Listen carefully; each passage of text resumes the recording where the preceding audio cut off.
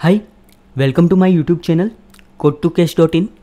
In this video, we'll have a look at the attribute based pricing and how we can achieve the attribute based pricing using lookup queries in Salesforce CPQ. So let's say we have a business requirement. We are the consulting company and we are providing development services to the clients. Now to charge the customers, we have two parameters, or in Salesforce CPQ world, we have two attributes. One is shift, another one is level. And based on the combination of these two attributes, we are charging the customers. So let's say if customer is going for a day shift, for level 1, that is the junior developer, we are going to charge $150 per hour. If customer is going for day shift, for level 3, that is the senior developer, we are going to charge $240 per hour. If customer is going with a night shift, for level 3, that is the senior developer, we are going to charge $250 per hour. So this is a kind of two-dimensional matrix we are having, where one dimension is shift, that is day or night. Another dimension is level, that could be level 1, level 2 or level 3. And based on these two attributes combination, right, we are charging the customers. Now if we try to visualize the solution, right, what if we can store this data into one custom object? We can use that custom object as the source, and we can give the flexibility to select the service level as well as the service shift to the sales rep, and based on that selection, if we can filter a record from this collection and apply this price on the quote lines amount. And that is how exactly being done in Salesforce CPQ using lookup queries in price rule. So let's go to the Salesforce CPQ. Here is the product we are having, that is SM Dev Service, and if we see, it is having two attributes. So let's go to the attributes we are having.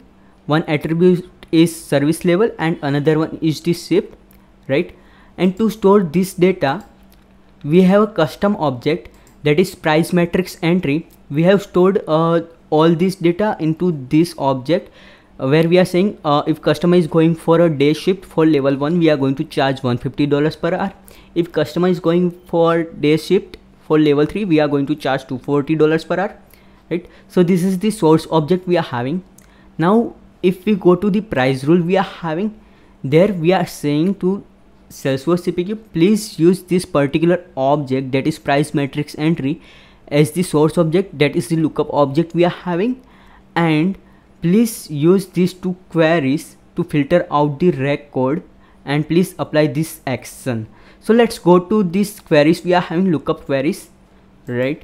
So in lookup query, if we see what we are saying on the quote line, service level, right, that is being selected by a sales rep, if it matches to the lookup field, that is service level, this is from the lookup object we are having, price matrix entry, right? And if quote line service shift, that is being selected by a sales rep, if that matches to the service shift from the lookup object we are having, price matrix entry, right?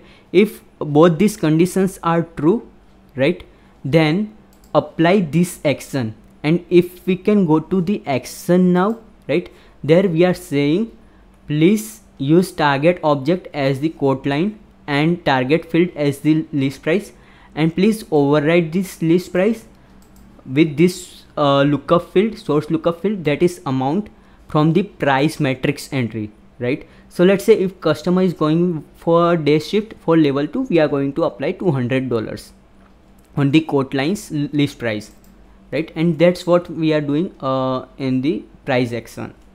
So let's go to the quote we are having. So this is a sample quote we are having, where we have one quote line item, that is SM Dev Service. And now let's try to configure this line. So let's select service level as level 2 and service shift as day. And for level 2 and day, right, if we try to see the amount for level 2 and day, we are going to charge $200, right? So level 2 and day, let's try to save this code. So here if we see the quote lines list price is $200 we are having, right? This is the list price. We are having $200. So this is how attribute based pricing and lookup queries in price rule works in Salesforce CPQ. We'll have a look at the detailed configuration we have done for achieving this in the upcoming videos. Thank you.